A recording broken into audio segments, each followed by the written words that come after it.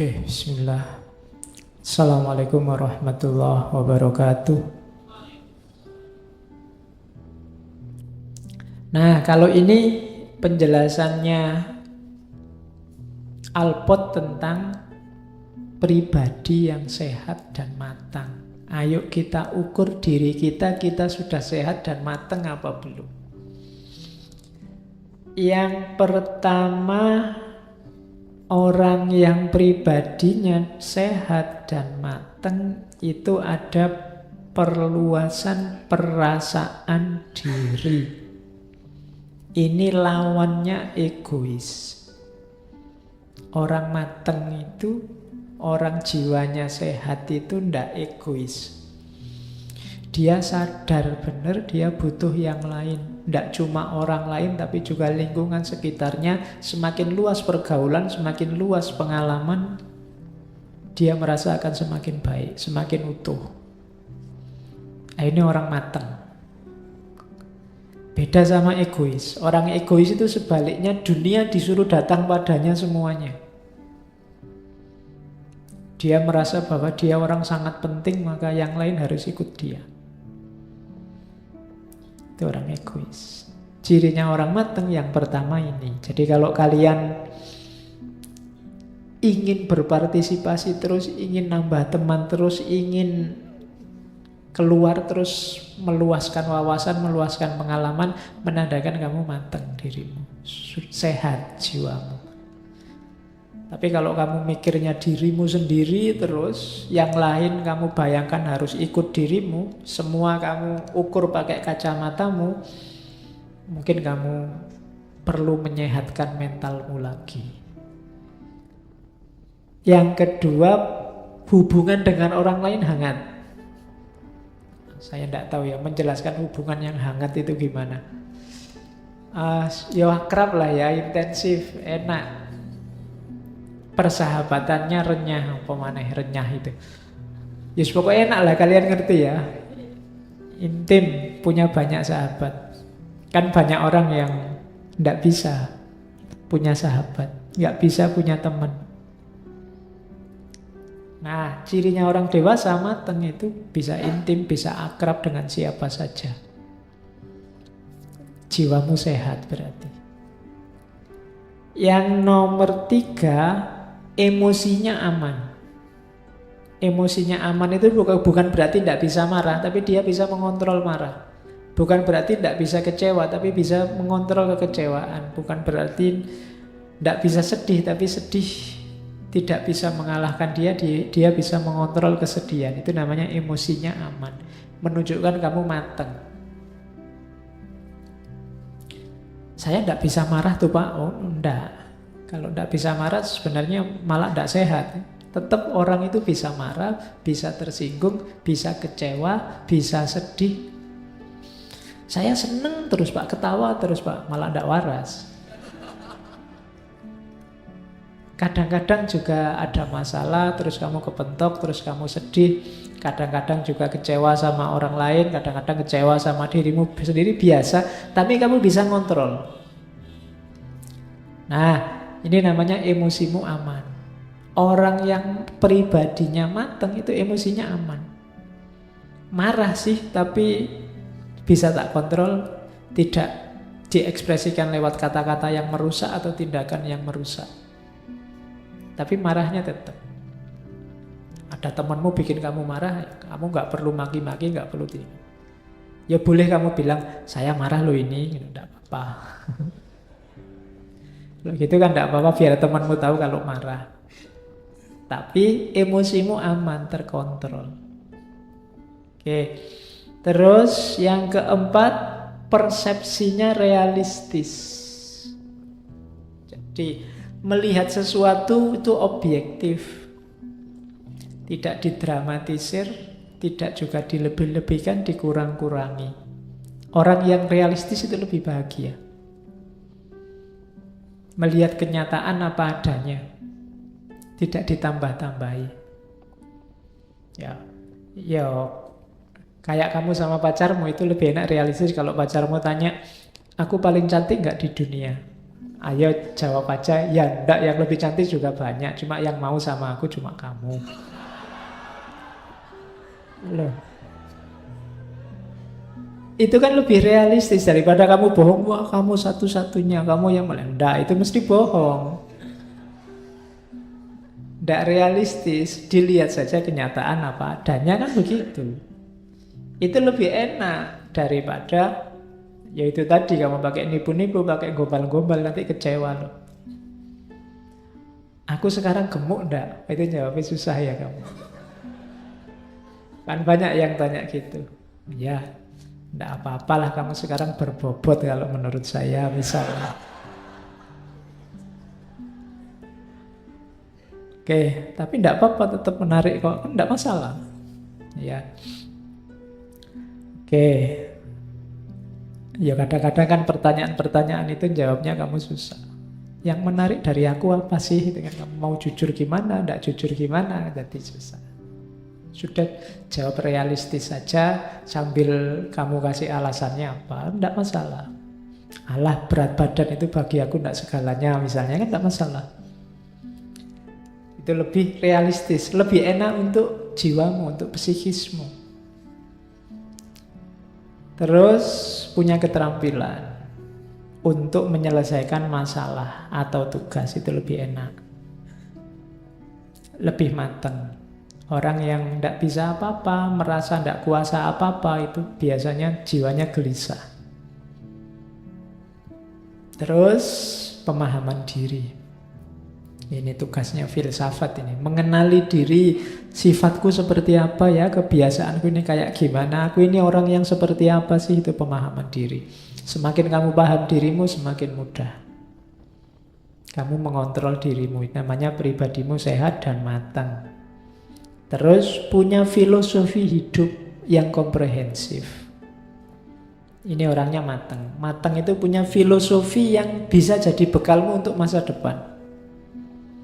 Hidup saya tidak ambisius Pak, yang penting ikhlas. Jadi dengan ikhlas ini nanti saya mengejar target ke depan. Itu biasanya orangnya lebih tenang. Namanya filosofi hidup. Setiap orang sebenarnya punya filosofi, cuma tidak setiap orang sadar.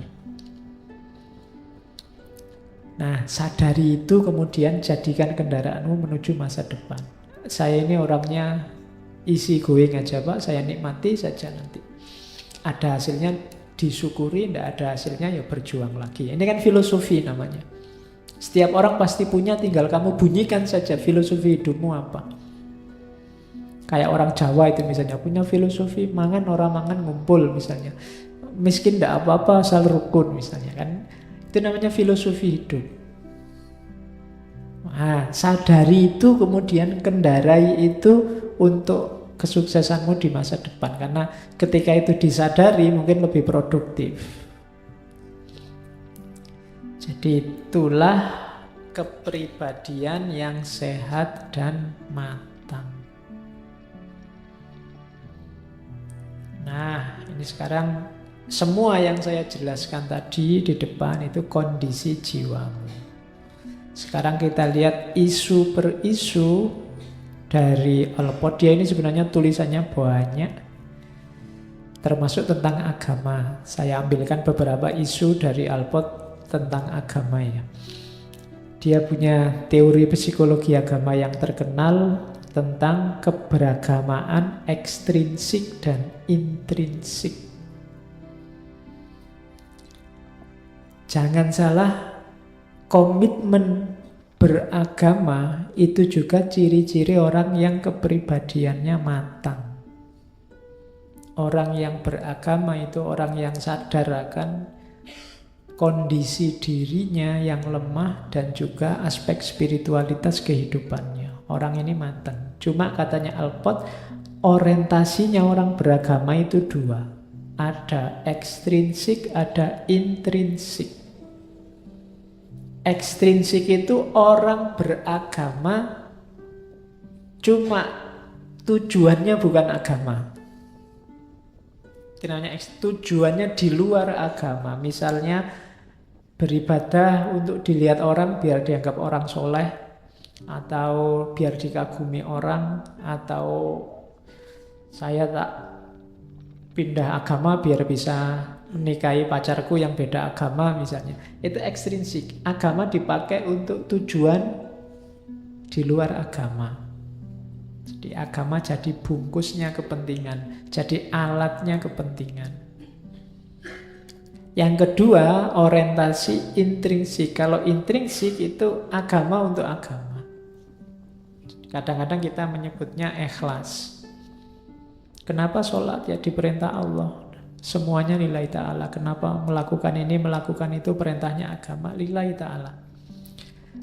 Kalau hari ini populer istilah politisasi agama, berarti agama dipakai untuk kepentingan politik, itu orientasi beragama yang ekstrinsik. Jadi orientasi keluar.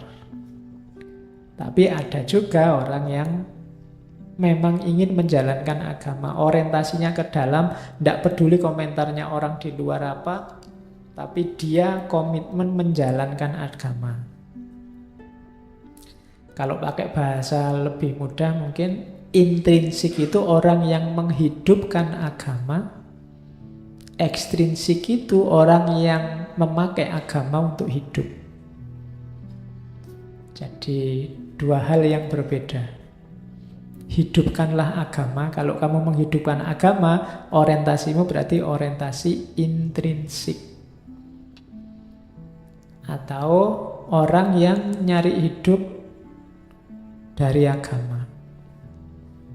Jadi agama dipakai untuk kepentingan-kepentingan hidupnya, itu namanya ekstrinsik. Ini nanti pembahasannya panjang. Dalam hidup seseorang itu bisa dua-duanya ada. Prosesnya bisa bolak-balik. Ada orang yang semula intrinsik tapi kemudian dia dapat manfaat itu untuk hidupnya. Sholatku sih tenang, tapi dengan sholatku tenang, akhirnya batinku stabil sehingga pekerjaanku jadi lancar misalnya. Nah, itu dari intrinsik jadi ekstrinsik. Atau dari ekstrinsik jadi intrinsik. Semula aku menjalankan agama ini, syahadat ini, dalam rangka biar bisa halal nikah sama pacarku yang muslim misalnya. Nah, sekarang masuk agamanya untuk kepentingan tertentu, tapi lama-lama setelah dijalankan dia masuk ke dalam menghayati, terus jadi ikhlas. Nah, itu dari ekstrinsik jadi intrinsik. Makanya tidak usah saling gegeran, tidak usah saling malah-malahan, prosesnya bisa berkelanjutan, bisa saling sambung menyambung, bisa dalam diri satu orang ada dua-duanya. Kalian beragama kan sering juga begitu. Yo awalnya ikhlas, tapi kalau ada manfaatnya juga tidak apa-apa. Pinginnya ikhlas tapi kok susah, terus ada pamrihnya, tidak apa-apa. Diawali pamrih-pamrih, tapi yang penting nanti lama-lama juga ikhlas. Nah, itu orientasi beragama. Ini teorinya nanti, teori psikologi agamanya Alport. Hampir semua psikolog nanti ngomong tentang agama, termasuk Freud, termasuk kemarin Jung. Kapan-kapan kita buka sesi psikologi yang agama. Kondisi jiwa yang orang beragama. Oke, sekarang kita lihat isu selanjutnya. Alport nulis khusus tentang prejudice. Prejudice itu prasangka. Di prasangka itu orang menilai dulu sebelum mengerti aslinya, itu prejudice. Katanya Alport, manusia hari ini hidupnya banyak diwarnai oleh prejudice. Prasangka. Itu kalimat-kalimat yang saya potong dari bukunya tentang prejudice. Yang pertama dia cerita, there is a story of an Oxford student who once remarked, I despise all Americans but have never met one I didn't like. Jadi katanya Alport, satu ketika saya pernah ketemu seorang mahasiswa Oxford yang bilang, aku benci semua orang Amerika, tapi aku tidak pernah ketemu orang Amerika sebenarnya. Ini prejudice namanya. Kamu tidak pernah ketemu orangnya, tidak pernah kontak dengan mereka, tapi kamu sudah benci duluan. Ini namanya prasangka atau prejudice. Ini sering jadi sumber masalah di dunia ini. Pokoknya orang Amerika mesti jelek. Pokoknya orang ini mesti kasar. Pokoknya orang itu mesti rusak. Pokoknya kalau orang Arab itu mesti begini. Pokoknya kalau orang Cina itu mesti begini. Itu namanya prejudice. Ini sumber masalah. Bahkan itu kan mahasiswa Oxford lagi bisa punya sikap begitu. Membenci tapi sebenarnya dia tidak pernah ketemu, tidak pernah kenal dengan yang dibenci. Itu namanya prasangka. Jalan keluarnya gimana? Ya disadari saja bahwa kita kadang-kadang punya prejudice.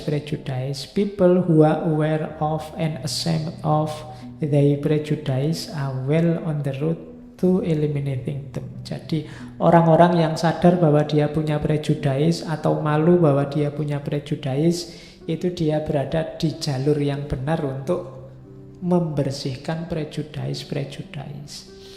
Kita sama-sama manusianya, sama-sama di kelompok kita ada yang baik, ada yang jelek. Di kelompok yang kita benci ada yang jelek, tapi pasti ada juga yang baik. Kayak teorinya Alport tadi kan, manusia tidak bisa diseragamkan, setiap pribadi unik. Mungkin kamu tidak suka sama orang tertentu dari kelompok tertentu, tapi mungkin yang tidak suka orangnya itu, orang lain mungkin kamu suka. Karena dia punya kebaikan-kebaikan, jadi jangan digeneralisir. Terus kadang-kadang juga kita punya prejudice itu bukan karena kita benci ke kelompok yang sana, tapi kita terlalu nyaman dengan kelompok kita. Nah, ini analisisnya Alport.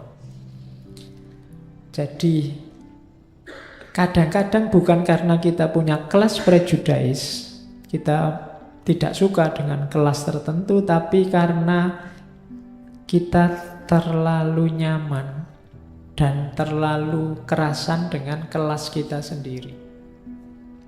Jadi itu kalimatnya. And normally there are plenty of people of our own class or race or religion to play, to live, to eat with, and to marry.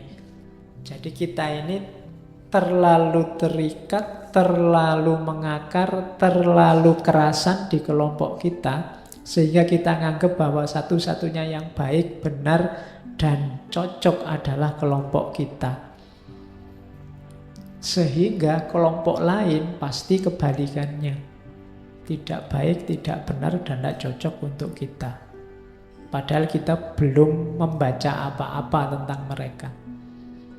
Ini juga jenis prejudice, cuma awalnya sebenarnya bukan karena kebencian pada mereka, tapi kita terlalu kerasan di kelompok kita. Kita terlalu merasa benar di kita.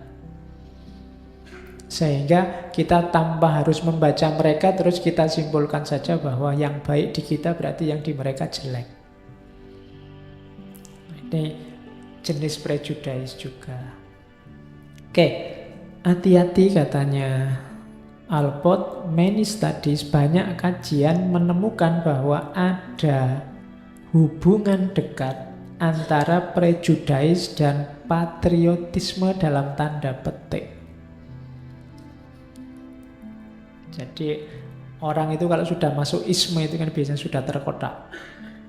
Kenapa? Katanya extreme bigots are almost always super patriot. Jadi bigot itu ya kelompok-kelompok radikal, kelompok-kelompok keras yang ekstrim itu biasanya super patriot. Sangat militan kalau pakai bahasamu. Dari mana militansi itu dibangun? Dari prejudice. Dari prasangka-prasangka. Jadi dari anggapan-anggapan negatif pada yang mereka anggap musuh. Jadi maka ada hubungan dekat antara prejudice dan patriotisme. Ini perlu dibahas luas dan mendalam. Pandangannya Alport tentang prejudice ini. Dia nulis satu buku khusus tentang itu. Hari ini kita hidup di tengah prasangka-prasangka. Wadahnya kita sebut hoax. Yang itu kan tiap hari beredar di mana-mana. Dari mana hoax itu mendapatkan kekuatan? Dari prasangka. Kenapa kok hoax dari kubu musuhmu selalu kamu anggap salah, sementara yang dari kubumu selalu kamu anggap benar? Karena isi kepalamu isinya prasangka-prasangka bahwa musuhmu selalu salah dan jelek dan kelompokmu selalu baik dan benar. Itulah yang hari ini lestari. Hari ini hidup di mana-mana. Kenapa kok susah sekali? Padahal postingan sudah banyak, nasihat sudah banyak, tips dan trik sudah banyak mengatasi hoax. Yang pertama, ceklah sumber aslinya. Yang kedua, sampai macam-macam itu teori banyak. Kok tidak sukses semua? Kenapa? Karena isi kepala kita sebenarnya tidak penting tekniknya. Yang penting apa? Prejudice-nya. Selama prejudice ini belum hilang, ya tetap hoax itu akan hidup. Meskipun bohong, tapi kalau tentang kelompok mereka dan itu jelek, kamu anggap percaya, kamu anggap baik. Itu loh. Jadi itu yang masalah kita hari ini. Ternyata akarnya ada di prasangka-prasangka negatif yang ada di kepala kita tentang kelompok lain dan prasangka pasti baiknya kelompok kita. Sehingga berita bohong seperti apapun kalau mendukung prasangka ini kita ikuti. Itulah sebenarnya penyakit kita hari ini. Meskipun di mana-mana orang sekarang sudah ngasih caranya biar tidak tertipu hoax. Tidak masalah ada hoax Pak, yang penting ngomong jelek tentang sana bagi saya sah-sah saja. Itu karena kepalamu sudah penuh dengan prasangka. Maka pelan-pelan mulai sekarang ayo latihan membersihkan diri dari prasangka. Kalau memang belum paham tentang kelompok tertentu, bilang saja belum paham. Karena belum paham maka belum punya hak untuk menghakimi dan mengevaluasi. Kan itu lebih enak. Kalau semua orang punya kesadaran ini, nanti situasi mungkin nggak terlalu panas seperti hari ini. Kamu nggak usah ikut-ikutan nambah masalah. Masalah kita sudah banyak kan gitu.